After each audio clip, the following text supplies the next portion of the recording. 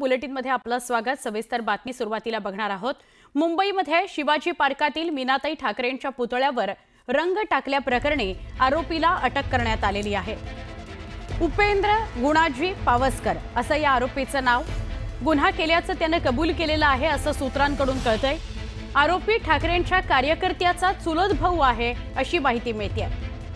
संपत्तीच्या वादात उद्धव ठाकरे आणि आदित्य ठाकरे हस्तक्षेप करत असल्याचा आरोप या आरोपीने केलाय।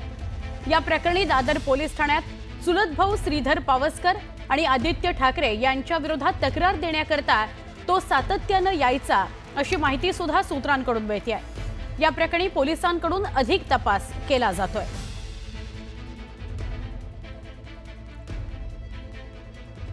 आपण थेट बोलूया। आमचे प्रतिनिधी सुमित सावंत आपल्या सोबत आहेत, त्यांच्याशी।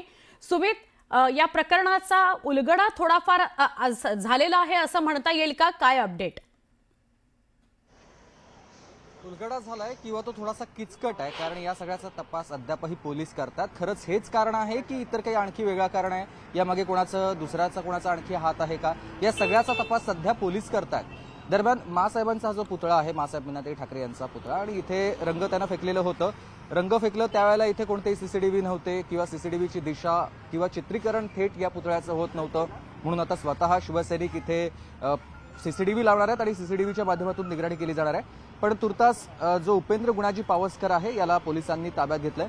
श्रीधर पावसकर हे पूर्वी बाळासाहेब ठाकरे यांचे खासगी सुरक्षा रक्षक म्हणून काम करत होते आणि काही काळानंतर ते LNT मध्ये नोकरीला लागलेले होते आणि त्यांचा मुलगा गुणाजी पावसकर यांचा मुलगा म्हणजे उपेंद्र गुणाजी पावसकर यांच्या जमिनीचा वाद आहे। तो इथला मुंबईतला नाहीये, तर तो कोकणातल्या जमिनीचा वाद आहे अशी माहिती आता समोर आलेली आहे। आणि या सगळ्याचा छडा सध्या पोलीस लावतात। खरंच हेच कारण आहे का?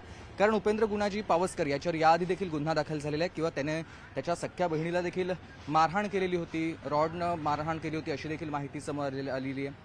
त्यामुळे खरंच हेच कारण आहे की ही व्यक्ती विक्षिप्त आहे, या व्यक्तीनं कोणाच्या सांगण्यावरून हे कृत्य केलंय।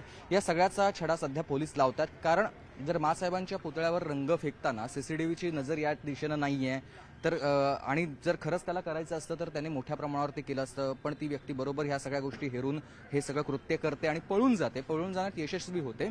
त्यामुळे या सगळ्यावरती संशय आणखी बळावतोय। शिवसैनिकांची भूमिका अद्यापही आहे। हे काही पक्षीय किंवा कोणत्या घरगुती कारणामुळे नाही, तर याच्यामध्ये काहीतरी पक्षीय राजकारण आहे आणि यामुळेच हे सगळं घडलेलं आहे। पण तुर्तास पोलिसांकडून या सगळ्याचा तपास केला जातोय। सुवर्णाजी, नक्की। सुमित, धन्यवाद आपण माहिती दिलीत त्याबद्दल।